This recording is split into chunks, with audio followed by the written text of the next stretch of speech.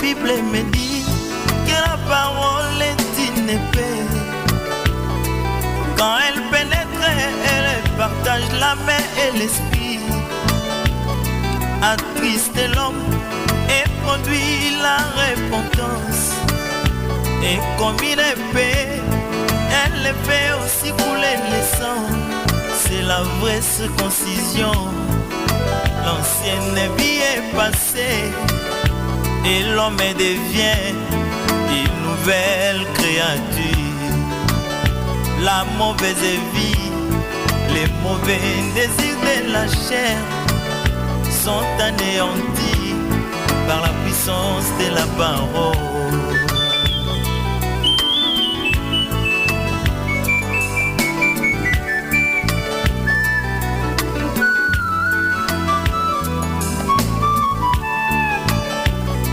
J'ai vu Pierre après les visions du Saint-Esprit. Il s'est levé pour prêcher la parole de Dieu. Oh, en entendant Pierre, beaucoup d'hommes sont blessés.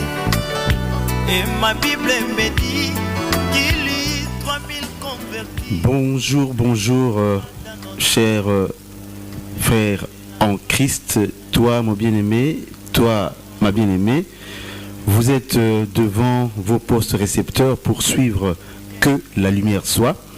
C'est votre émission, l'émission qui vous met en contact avec le pasteur Clide Mundanga, qui est en train d'exposer, qui est en train d'apporter un peu plus de lumière par la grâce du Seigneur dans les évangiles, dans l'évangile plutôt, donc la parole de Dieu. Hier, nous étions au studio, nous avons parlé de la vigueur du bœuf et au Proverbe 14, au verset 4, le pasteur Clide Mundanga nous a expliqué ce que cela signifiait lorsqu'on dit « S'il n'y a pas de bœuf, la crèche est vide. C'est à la vigueur des bœufs que l'on doit l'abondance des revenus. » Pasteur, le problème est tellement important et si bien que nous voulons que vous insistiez là-dessus. Car la vie de l'Église, la vie du corps de Christ en dépend énormément. Pasteur, bonjour. Bonjour frère Alain. Bonjour à tous ceux qui nous suivent. Nous signalons que si vous suivez ce beau programme, ce beau sang, c'est aussi par le travail de notre bien-aimée sœur, la sœur Bercia, qui donc est à la technique, que nous saluons aussi. Et nous saluons toute la mémoire radio. Par là, je pense à l'apôtre Guiléon Ongania, que le Seigneur se souvienne de lui ainsi que de toute sa famille, tant en Adam qu'en Christ. Amen. Et nous voulons avancer avec notre exposé. Déjà hier, nous étions en train de dire que le bœuf a une grande importance dans le champ, dans la moisson. Et le bœuf joue un rôle capital dans les semailles et dans les moissons. Amen. Du peuple d'Israël. Et nous disons que l'évangile est tout un pays, nous avons expliqué ça, le pays de Cana. Et ce pays-là, il y a des lois qui sont régies, qui permettent le fonctionnement donc, de cette république qui n'est autre que l'évangile. Voilà. Et donc, dans l'évangile, il y a des principes. Dans l'évangile, il y a des lois. On ne peut pas servir Dieu comme on le veut, mais on sert Dieu comme le Seigneur a tracé qu'on le serve. Et servir Dieu comme l'on veut, ça entraîne à de l'anarchie, et puis ça renvoie au désordre. Alors que le Seigneur a lui-même dit qu'il n'est pas un Dieu de désordre. C'est un Dieu d'ordre. Qui dit ordre, dit le respect des lois, le respect des principes et le respect de ce qui est établi. Voilà pourquoi nous sommes là comme un chandelier pour apporter la lumière, pour éclairer, parce que le chandelier aussi c'est le ministère. Donc nous sommes là pour éclairer les pains.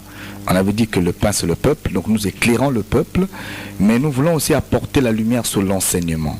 Voyez-vous, parce que les 12 pains nous parle aussi de l'enseignement des apôtres dans une autre dimension. Donc nous sommes là pour éclairer et dire ce qui doit être dit pour que ceux qui nous suivent, du moins, soient éclairés et servent Dieu selon que Dieu l'attend d'eux. Frère Alain, l'Écriture était en train de dire que je souhaite qu'on y revienne. Hein, sur le Proverbe 14. Proverbe chapitre 14. Le verset 4. Proverbe 14 au verset 4. L'Écriture dit que s'il n'y a pas de bœuf, hein, la crèche est vide. S'il n'y a pas de bœuf, la crèche est vide. Et c'est à la vigueur des bœufs, c'est à la vigueur des bœufs qu'on doit l'abondance des revenus. Je souhaite qu'on puisse s'asseoir d'abord sur les textes avant d'avancer. Nous prenons, là on parle des bœufs, oui, et nous prenons 1 Corinthiens chapitre 9. Nous le disons souvent en passant, lisons-le, c'est toujours bien. C'est toujours bien. 1 Corinthiens chapitre 9. Oui, je vais prendre à partir du verset 8. Ces choses que je dis n'existent-elles que dans les usages des hommes? La loi ne le dit-elle pas aussi? Car il est écrit dans la loi de Moïse, tu n'en muselleras point le bœuf quand il foule le grain. Dieu se met-il en peine des bœufs ou parle-t-il uniquement à cause de nous? Voyez-vous? Donc Paul est en train d'expliquer ici que lorsque l'Éternel parle des bœufs ou encore des animaux, il ne se met pas en peine des animaux comme tels, mais il est en train de parler des hommes. C'est juste une image. Juste une image. C'est un enseignement. On a parlé ici de l'enseignement allégorique. Hein. Le Seigneur, parfois, les apôtres surtout, ou encore les prophètes, enseignaient très souvent par allégorie. Partaient d'une image, mais pour transmettre un autre message. D'une image à une autre, de donner des enseignements d'image par d'autres images. C'est ça. Dieu qui parle de plusieurs manières. Donc une manière vient préciser une autre manière. Voyez-vous? Et donc quand le Seigneur parlait des bœufs, il faisait donc allusion au ministre de la parole. Donc quand l'Écriture dit que s'il n'y a pas de bœufs, la crèche est vide, ça veut dire s'il n'y a pas de ministre de la parole, il n'y a pas la bénédiction. S'il n'y a pas de ministre de la parole, il n'y a pas la faveur. Voyez-vous? Là, j'aimerais souligner un point. Quelqu'un peut avoir des biens. Voyez-vous? C'est possible. Quelqu'un peut avoir des biens, mais il n'est pas avec Dieu. Et nous disons que la bénédiction, selon Dieu, n'est pas d'amasser les biens temporels. Amen. Mais la bénédiction d'après Dieu, c'est la faveur du Seigneur qui produit de la personne de l'abondance, non seulement de façon financière, mais surtout, du côté spirituel. Amen. Et une abondance à tous égards. Amen. Voyez-vous, une abondance, une prospérité à tous égards. Il y en a qui ont des biens matériels, mais qui ne dorment pas la nuit. Ils ne sont pas en paix. Ça, c'est pas la bénédiction. Voyez-vous, quelqu'un peut voler, peut escroquer et se retrouver avec tant de millions. Mais il n'est pas béni. Il n'est pas béni. Parce qu'il ne dormira pas en paix. Voyez-vous, il peut se réjouir pendant tout, mais il sait que ce qu'il a ne lui appartient pas. Il n'est pas en paix. Sa il conscience n'est pas parle. béni. La conscience se parle toujours. Combien qu'il pourra tromper ceux qui seront devant lui, mais sa conscience le rattrapera. Voyez-vous, celui aussi qui a sacrifié son frère pour, je ne sais pas, atteindre, je ne sais pas quel niveau, comment, c'est aussi qu'il n'est pas béni.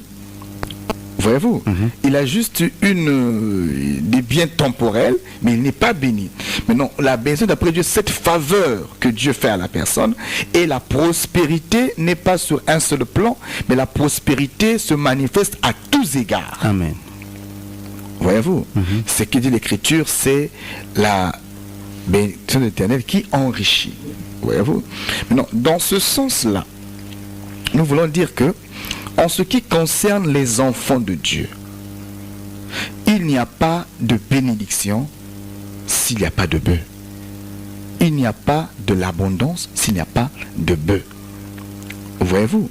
Maintenant, la crèche qui est vide. On a dit ici que la crèche, c'est une forme de mangeoire.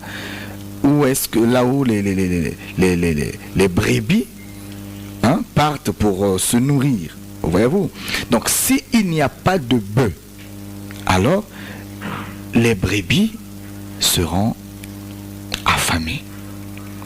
Voyez-vous? Seront affamées. Et vous savez, quand je parle de brebis ici, tout enfant de Dieu est brebis. David, roi de son état, avait reconnu qu'il était brebis. Amen. Il a dit: l'Éternel est mon berger. Amen. Donc David était une brebis. Voyez-vous?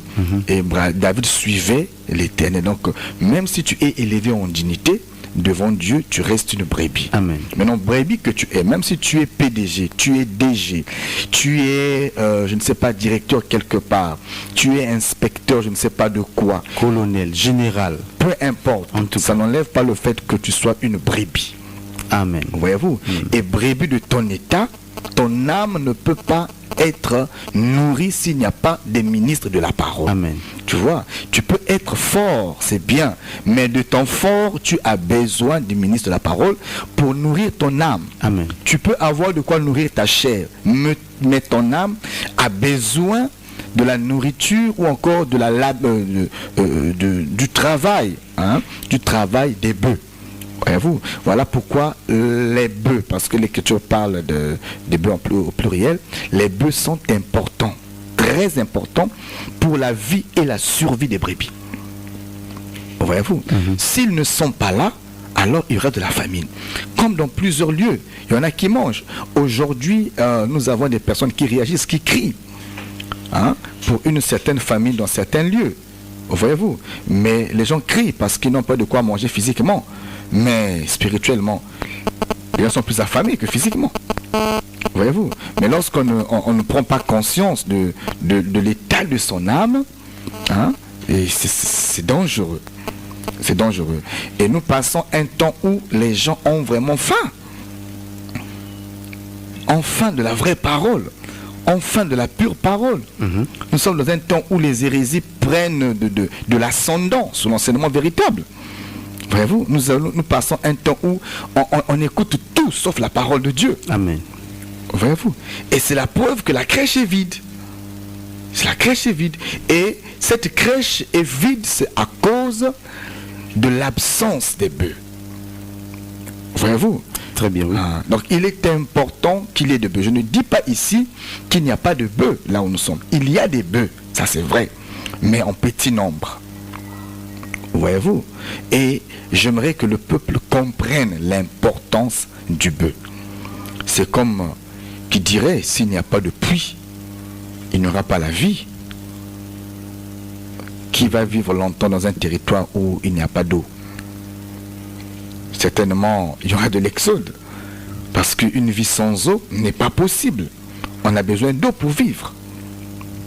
Voyez-vous? Vous avez des peuples qui ont quitté des contrées, qui ont déserté leur parfois terre natale, simplement parce qu'il n'y avait pas d'eau. Il faut se rapprocher de là où il y a de l'eau. Voyez-vous? Or que le puits, c'est le ministère. S'il n'y a pas de puits, alors la vie est invivable parmi le peuple. Donc il est important pour le peuple de comprendre l'importance des bœufs. L'apôtre Paul dit que le bœuf, c'est le ministre de la parole. Et là, je reviens. Vous savez que dans nos églises aussi, frère Alain, il y a des frères, il y a des sœurs. Lorsque Dieu leur fait grâce d'être élevés en dignité, d'être élevés, je ne sais pas, à un rang honorable, honorifique, parfois ils oublient qu'ils demeurent brebis. Tu ne deviens pas l'égal de ton pasteur parce que tu es déjà quelque part. Tu restes brebis. Tu vois, même si, je ne sais pas, tu donnes la dîme qui enrichit le pasteur, ça ne fait pas de toi l'égal du pasteur. Tu restes brebis et le pasteur a des devoirs sur ton âme. Amen. C'est très important.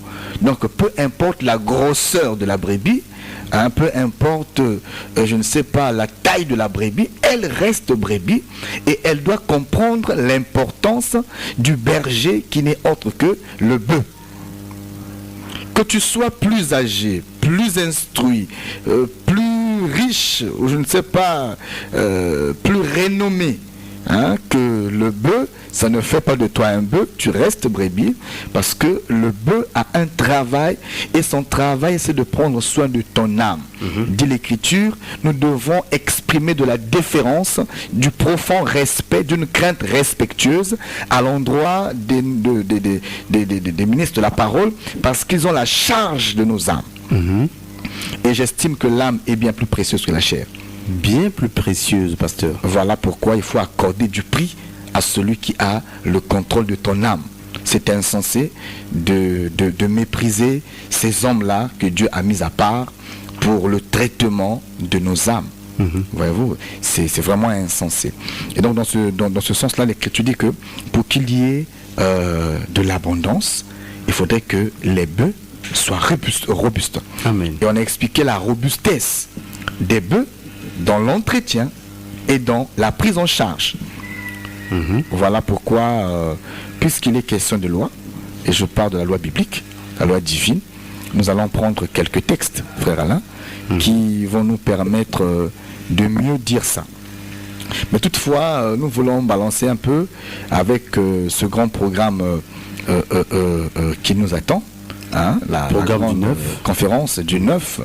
Nous ne sommes plus loin, nous comptons les jours maintenant. Nous sommes à quasi 2 semaines de cet événement. Et il y a des frères qui nous ont contactés pour nous dire que ils ont du mal à nous retrouver en journée. Certainement, ce programme permettra, hein, à tous nos auditeurs de discuter avec nous pour qu'on voie ensemble ce qui sera, qu'on étudie ensemble ce qui sera meilleur pour l'avenir de l'émission. Parce que l'émission, c'est votre émission et nous sommes là pour vous. Donc, suivons ce programme de la conférence. C'est un spot qui nous fera du bien. Événement. Béni soit le Seigneur, votre saint.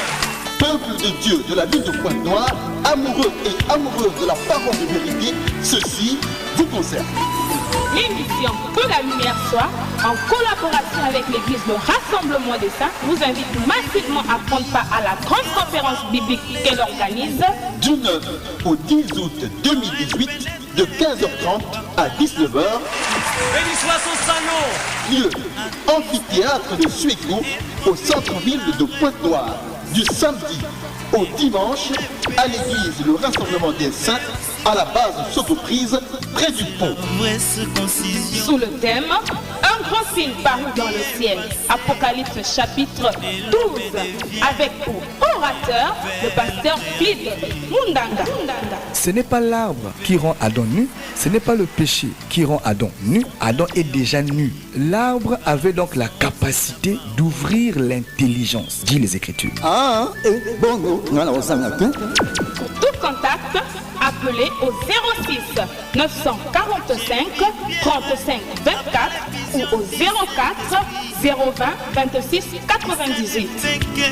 Vous qui avez des questions multiples sur la Bible, vous avez là l'occasion de découvrir le pourquoi, le comment, le quand et le où de chaque chose dans les Écritures. Nakozanga te biso nyonso. Que Dieu vous bénisse. Zambi kusakumuna beno. Nzambe apambola bino. Ah ça, gloire soit rendue au Seigneur. Nous sommes toujours en train d'insister là. Tous les citoyens célestes y sont conviés. Et tous les frères qui se posent des questions. Il y en a qui pensent que ils ont des avis, ils ont des idées, hein, à proposer. Nous sommes ouverts à tout ça, mais qu'on se rencontre le 9. Certainement, après les exposés sur ce grand thème, un grand signe paru dans le ciel, nous aurons le temps de discuter, d'échanger à bâton rompu, et nous verrons ensemble ce qui sera meilleur, hein, l'avenir que nous pourrons donner à cette émission, et nous verrons tous ensemble ce qu'il faudra faire pour que nous puissions toujours avoir le temps d'éclairer, parce que c'est une charge que Dieu nous a assignée, et nous croyons que nous devons travailler ensemble. Nous devons travailler ensemble. nous de ce côté et vous de l'autre. Et nous rappelons que la question du salut est une question importante. La question du ciel est une question importante. Je parle ici à tous les citoyens célestes. Le thème dont nous parlerons sera le signe au ciel, le grand signe qui parut au ciel. Alors j'aimerais dire déjà que depuis 2000 ans avant, plus de 2000 ans avant, les apôtres ont prêché et ont dit que le royaume des cieux était proche. Voyez-vous? Et Jean même, au jour de sa chair, le Baptiste disait au peuple d'Israël, répondez-vous car le royaume des cieux, le royaume de Dieu est proche. Jésus-Christ a dit autant, les apôtres aussi ont prêché ça, ça fait quasi 2000 ans maintenant. Voyez-vous? Ça veut dire que si depuis ce temps-là, le royaume était proche, au temps où nous sommes, le royaume est plus proche que jamais. Donc ceux qui fréquentent les églises, ceux qui croient en Dieu, peu importe, pense au moins à ton âme et rassure-toi que le royaume est proche. Voilà pourquoi nous nous mobilisons pour des pareilles actions, pour parler du royaume. Il est bien de parler de certains points. On peut parler de la sanctification, on peut parler de tous les petits points qui constituent le salut, mais c'est encore mieux de parler du salut en soi. Voilà pourquoi nous serons là, parce que le salut c'est un tout. Nous serons là pour traiter la question de l'enlèvement de l'Église, la question du ciel, la question de l'éternité, l'éternité des croyants et des non-croyants. Voilà ce que nous serons en train de parler. Et la question est très importante. Donc tous les citoyens célestes, ils sont conviés le 9, le 10 à l'amphithéâtre de Suéco. Et nous serons vraiment là pour être éclairés. Je rappelle que l'émission Que la lumière soit lance un appel à quiconque voudrait sponsoriser cette activité. Contactez-nous au 06 945 35 24 06 945 35 24 ou encore au 04 020 26 98. Au travers de ce numéro, vous pouvez aussi participer à l'émission en direct là où nous sommes. Donc l'émission lance cet appel à quiconque voudrait être sensible, touché par l'Esprit du Seigneur, voudrait être sensible, d'accompagner, de sponsoriser ce grand programme d'édification. Voilà. Donc, frère Alain, nous voulons revenir sur un texte, des textes bibliques. Nous resterons avec le livre des Proverbes. Je vous propose de lire les Proverbes chapitre 27. Nous allons prendre à partir du verset 23. L'écriture du frère Alain: connais bien chacune de tes brebis. Donc ici on parle au berger. Et je rappelle que le bœuf, on l'a déjà traduit, c'est le berger. Donc connais bien chacune de tes brebis. Donne tes soins à tes troupeaux. Et ici, on est en train de prêcher, le psaume aussi. Parce que le psaume disait que l'Éternel est mon berger, et donc je ne manquerai de rien. Amen. Je ne manquerai de rien. Il me conduit vers pâturage.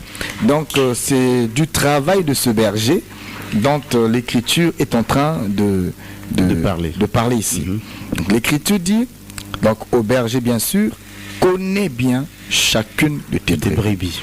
Donc le berger a le devoir de connaître ses brebis. Tels sont les devoirs du berger. Il doit connaître ses brebis. Il doit leur connaître par leur nom. Voilà pourquoi l'écriture dit que le berger connaît ses brebis par leur nom. Alors, il doit connaître ses brebis et donne tes soins à ton troupeau. Voyez-vous? Et le berger a aussi le devoir de soigner, de prendre soin, de traiter le troupeau. Donc, il doit connaître et il doit nourrir et prendre soin de son troupeau.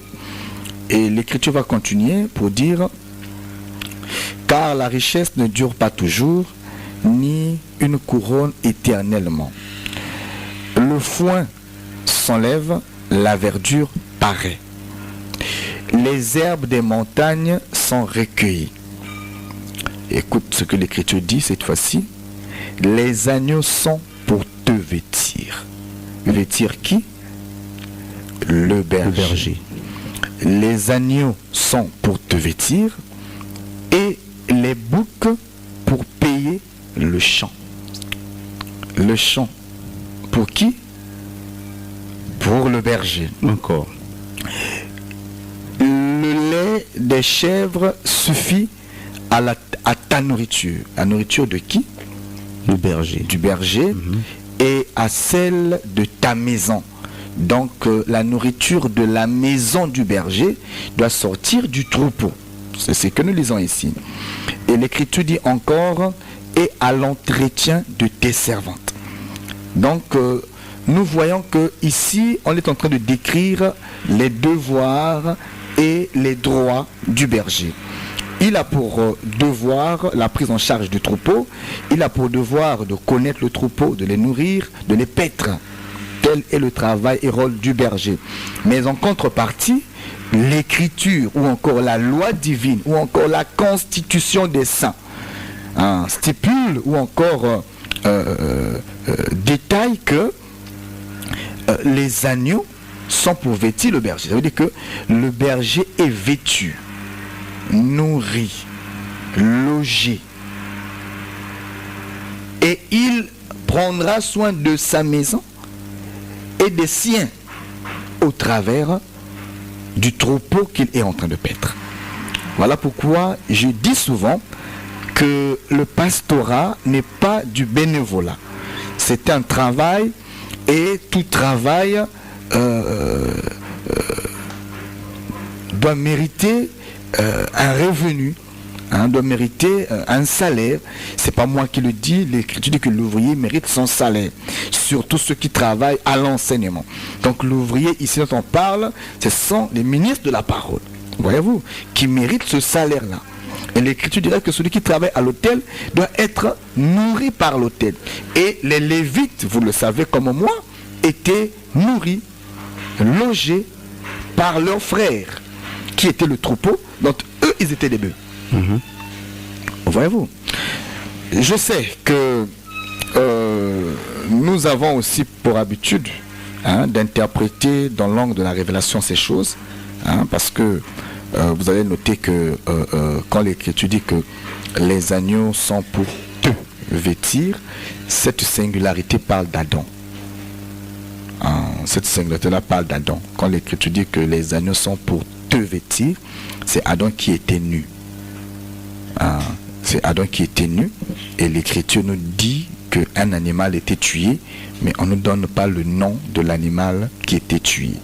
Et ici, le prophète est en train de voir que c'était un agneau. Parce que l'agneau, c'est lui qui vêtit. Mais il devait vêtir qui? C'est Adam qui était nu. Voilà pourquoi on dit que les agneaux sont pour te. On singularise le te là pour Adam. Mais dans une dimension doctrinale, il est question des bergers. Parce que Adam était berger et il n'est pas resté le seul berger. Autant nous sommes, il y a des bergers qui sont des bœufs, donc les ministres de la parole. Nous disons que il est du droit du pasteur de se vêtir, de se nourrir, de bâtir sa maison, de préparer un héritage pour ses enfants et pour prendre soin de ses servantes, donc tous ceux qui sont autour de lui, au travers du travail qu'il fournit. Maintenant, le problème c'est que aujourd'hui, les bœufs ont du mal à grossir parce qu'on leur prive de leurs droits. Voyez-vous, aujourd'hui, les bœufs ne peuvent pas être robustes, simplement parce que ils sont en train de travailler avec une bouche fermée. La loi dit, tu ne muselleras pas le bœuf lorsqu'il foule le grain. Tu ne muselleras pas le bœuf lorsqu'il foule le grain. Et pourtant, les bœufs sont en train d'être muselés. D'être muselés. Nous avons des pasteurs qui travaillent sans rémunération. Vous avez, je ne sais pas d'où vient cet enseignement, vous avez les enfants de Dieu qui deviennent insensibles qui deviennent insensibles à leur conducteur. Hein? D'autant voudrait que le pasteur aussi aille travailler comme eux. Mais c'est un sacrilège. C'est un sacrilège. C'est abominable. Que les enfants de Dieu se comportent de la sorte. Hein? Se comportent de la sorte. Moi, je pense que un homme de Dieu, hein, c'est Paul qui dit ça. Que personne ne s'acquiert cette dignité si cela ne lui vient du ciel, comme l'était Aaron. Parce que les vêtements d'Aaron, les vêtements sacerdotaux que Moïse devait confectionner pour donner à Aaron, c'était pour garantir ou pour exprimer son autorité sur le peuple et aussi sa dignité. Donc Aaron, en tant que sacrificateur, était un dignitaire. Voyez-vous, au temps où nous sommes, nous faisons profession sacerdotale. Les hommes de Dieu, ministres de la parole, ce sont des dignitaires d'église, les dignitaires religieux, si vous voulez ça comme ça, bien que nous ne sommes pas dans une religion. Voyez-vous, quand vous consultez même vos dictionnaires, vous verrez que cette expression, ce mot dignitaire, s'applique aux autorités politiques, aux autorités militaires et aux autorités ecclésiastiques. Voyez-vous, souvent on accepte volontiers quand ça ne concerne pas l'église, mais quand c'est le tour de l'église, c'est un problème. Voyez-vous, mais quel est ce dignitaire qui va travailler pour faire autre chose que le travail qui lui est assigné? Vous n'avez pas demandé à un sénateur d'aller, je ne sais pas, enseigner à l'école, je ne sais pas, ou d'aller en mer. Ça n'existe pas. Ça n'existe pas. Un dignitaire doit être assigné dans ce qu'il représente. Nous représentons le ciel, nous travaillons comme les ambassadeurs du ciel, et c'est dans notre travail qu'on doit se nourrir. Voyez-vous, cette mauvaise vision des choses désoriente l'Église. Voyez-vous, nous supportons, hein, si vous voyez même des hommes de Dieu aller travailler, c'est parce qu'ils ont, pour la plupart, peur du lendemain. Du lendemain. Ils ont des familles, ils ont des enfants, ils ne sont pas sûrs que le peuple prenne soin d'eux. Et pourtant, c'est un principe divin. Je ne leur critique pas, ils ont raison. Quand on voit la manière du traitement, ils ont raison. Il faut réfléchir deux fois. Et pourtant, c'est ce à quoi Dieu les a appelés. Pierre était pécheur, mais après l'appel, il n'est plus resté pécheur. Voyez-vous, parce qu'il devrait représenter le ciel parmi le peuple. Voyez-vous, et cela est important. Cela est capital. Vraiment capital. C'est une chose que nous-mêmes aussi, hein, les ministres de la parole, nous devons reconnaître et considérer. Parce que d'autres ne nous considèrent que lorsque nous-mêmes, on prendra le soin de nous considérer. Je salue les hommes de Dieu que je vois consacrés dans le travail, vraiment que Dieu les assiste. Je salue les hommes de Dieu que je vois considérer leur travail. Je salue les hommes de Dieu que je vois vivre de leur travail. C'est ça être professionnel, vivre de son travail. Hein, je les salue, combien qu'il y a des critiques, mais c'est des hommes à saluer, des hommes à encourager, ceux qui ont bâti leur vie dans le travail qu'ils font. Vraiment, c'est des hommes à saluer. Et ceux qui pensent que servir de Saint bénévolat, vraiment nous lamentons, ils n'ont qu'à fabriquer leur Bible à eux, parce que celle que nous prêchons dit clairement que on ne peut pas museler le bœuf lorsqu'il foule le grain. Donc au peuple de reconnaître que l'homme de Dieu doit être nourri, doit être vêtu par le peuple. C'est l'Écriture qui dit ça. On n'invente rien ici, c'est l'Écriture. On lit ensemble que les brebis doivent vêtir le berger. Juste une précision, pasteur. Oui. Le peuple doit nourrir le berger. Oui. De facto, le berger doit nourrir le peuple. Voilà. J'ai même envie de dire que pour que le berger soit bien nourri, j'ai comme l'impression que c'est lui qui doit d'abord commencer à bien nourrir son troupeau. Bon, là-bas, c'est un principe, mais qui ne peut pas s'appliquer partout. Il est un principe, mais qui reste intellectuel. Lorsqu'on rentre dans les faits, C'est parce que nous vivons. C'est parce que nous vivons. Ce que nous vivons, c'est quoi? C'est que les brebis ont du mal à comprendre leur part de responsabilité. Ils sont prêchés. Ils sont prêchés.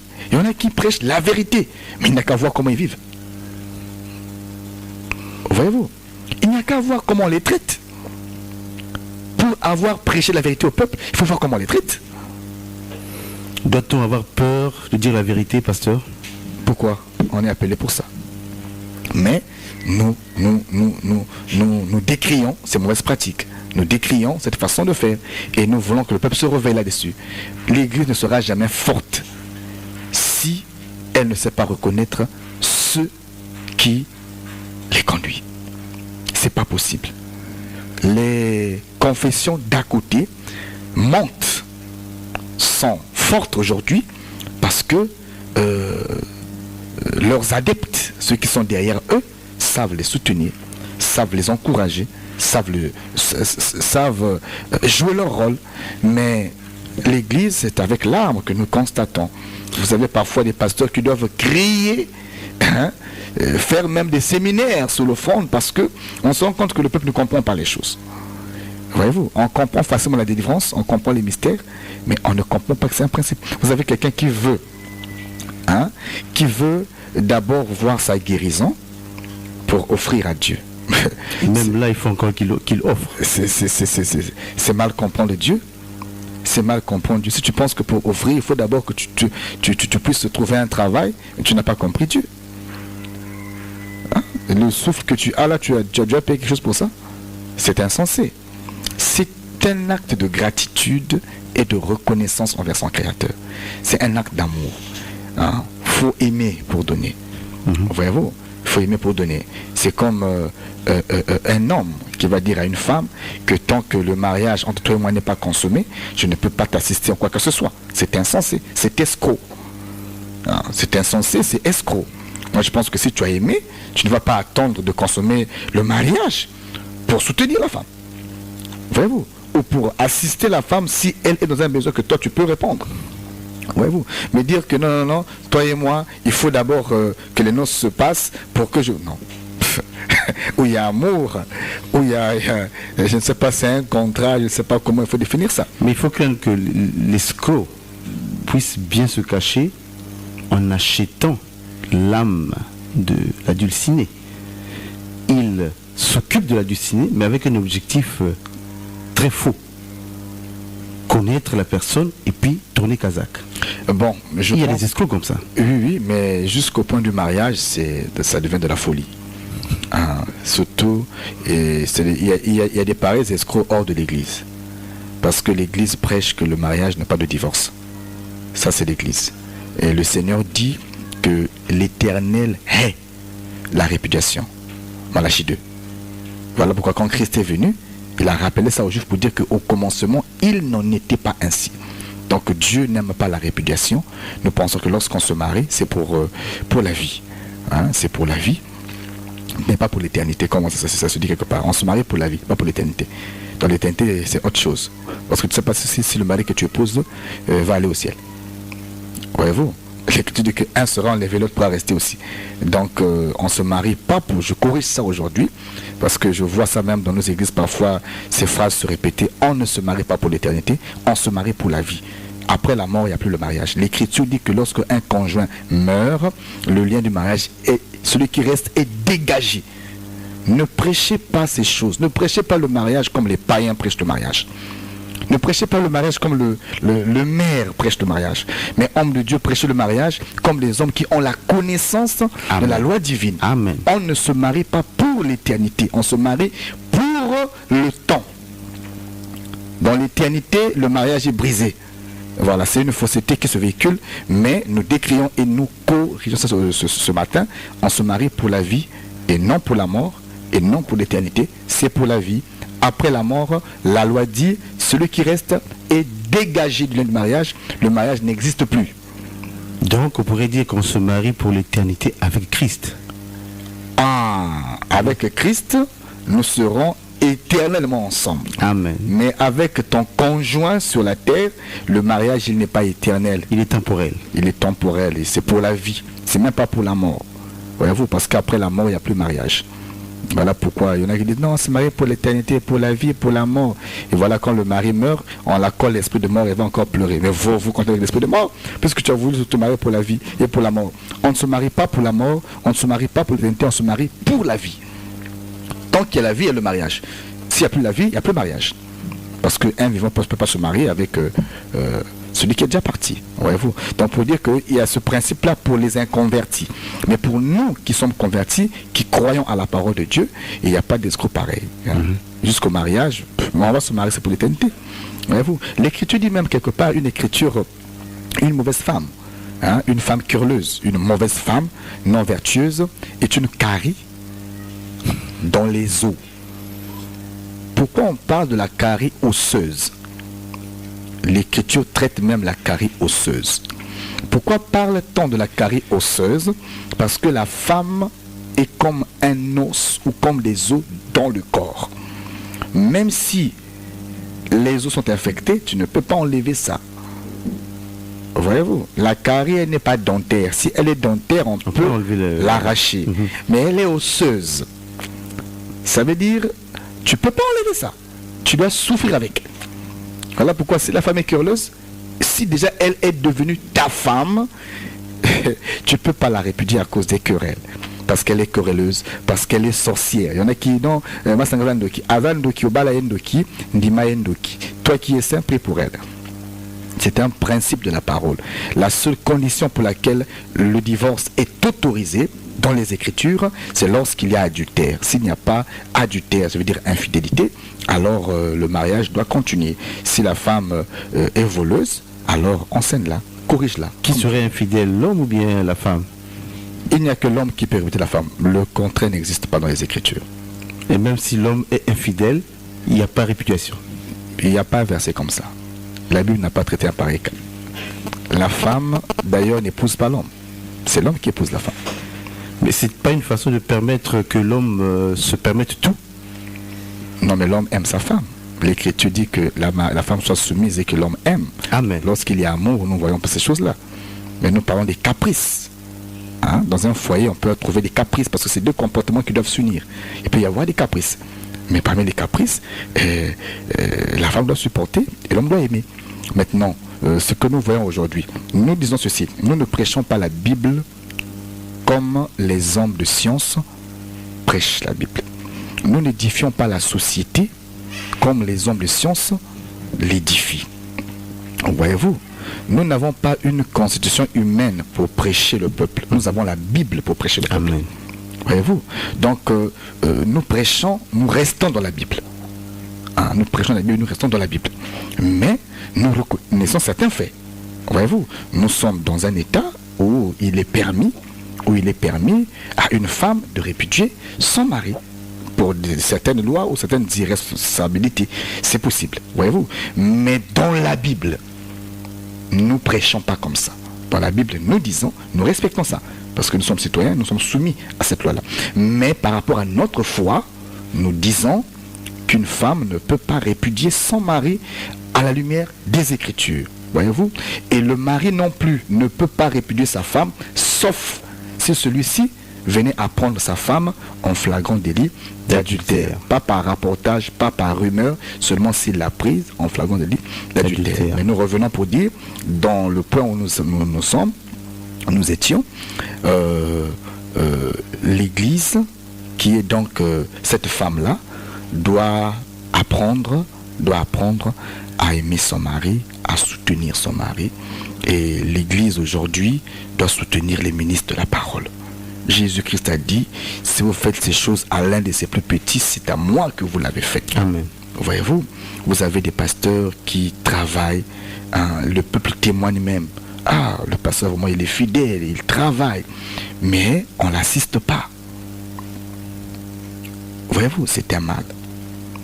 C'est un mal. Je ne prends que le cas des hommes de Dieu. C'est un mal.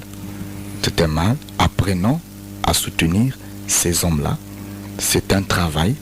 Apprenons à les soutenir. Moi, je pense que Un peuple, aujourd'hui, qu'est-ce qui se passe? Le peuple ne veut pas soutenir le pasteur, mais le peuple veut être soutenu par le pasteur. C'est pas mauvais. Mais le pasteur ne peut donner que lorsqu'il reçoit. Mais la brebis, Comment? la brebis ne peut pas donner que lorsqu'il reçoit, elle reçoit. Le pasteur ne peut donner que lorsqu'il reçoit. Oui, mais si Et la la bergerie est vide, Mhm. on vient de passer un mois, la bergerie est vide. Comment le pasteur pourra-t-il prendre soin des démunis de l'église? Parce que l'église aussi joue le social. Mais le pasteur, comment pourra-t-il prendre soin des veuves ou des démunis qu'il y a dans l'église si lui-même il n'a rien?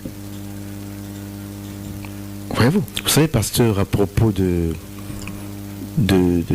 cette situation, il y a des brebis Oui. dont le garde-linge est infini. Oui. Il y a même des articles, des habits qu'elle ne porte plus, des chaussures qu'elle ne porte plus, mais elle préfère les voir chez elle, là, parquées, pendant qu'il y a des frères et des sœurs qui marchent presque nu-pieds. C'est C'est très déplorable. c'est insensé. Très, très déplorable. C'est insensé. On ne sait pas. C'est la preuve qu'on n'a pas l'espérance du salut. Quand quelqu'un a cru au salut, a cru à l'enlèvement, il ne peut plus s'attarder S'amasser, tout tout ce ça. qui est terrestre. La richesse d'un enfant de Dieu, c'est de faire du bien aux autres. Amen. Voyez-vous? Mais les pareilles personnes déjà ont du mal à faire du bien à eux-mêmes. Déjà, ils ne s'aiment pas eux-mêmes. Comment vont-ils aimer les autres? C'est un problème. Je ne peux pas comprendre que un frère soit en possession de beaucoup et ne donne pas à l'autre. L'Écriture dit que les disciples dont nous suivons les pas, personne, il n'y avait pas de démunis. Et personne ne ramassait en trop. Voyez-vous, lorsqu'on partait ramasser la manne, c'est vrai qu'il y a plusieurs interprétations. Lorsqu'on partait ramasser la manne, tout le monde devait avoir seulement un homère. Peu importe la quantité ramassée, tu avais le devoir de partager avec l'autre. Même s'il n'a pas eu, mais toi qui as eu, tu partages, parce que Amen. chacun, il ne devait pas y avoir plus et d'autres. Ça veut dire quoi? Dans l'église, on a vu la marche de l'église où il y avait des hommes forts et faibles. Mais l'amour faisait que on ne puisse pas voir les faibles. L'amour faisait que celui qui était fort soutenait le faible.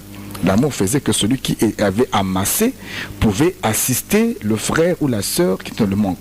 Mais si déjà on ne peut pas assister le pasteur, ce n'est pas le frère qu'on va assister. Voyez-vous, c'est important, parce que le pasteur a une responsabilité qui ne, l'Écriture dit, prendre soin de sa maison et de ses servantes. Amen. Voyez-vous, il y a dans l'église des frères qui sont dans le manque, dans le besoin. Le pasteur a des collaborateurs, qu'il est dans le travail. Mais si déjà lui-même, il peine de manger, mais alors le reste, c'est pas la peine. Voyez-vous, l'église doit jouer son rôle, brebis du Seigneur. Apprenez à soutenir vos pasteurs, nos pasteurs, ceux qui ont consacré leur vie pour leur jeunesse pour servir Dieu. Merci beaucoup. Merci beaucoup, pasteur Clid Mundanga. Pensons à nos âmes, pensons à notre éternité, bien-aimés dans le Seigneur, car ce que nous serons demain dépend de ce que nous écoutons aujourd'hui à travers de nombreuses émissions qui sont à votre disposition, dont Que la lumière soit. Fin de cette émission, que ceux qui ont des oreilles entendent ce que l'Esprit dit à l'Église, corps de Christ, et que ceux qui entendent la parole de Dieu la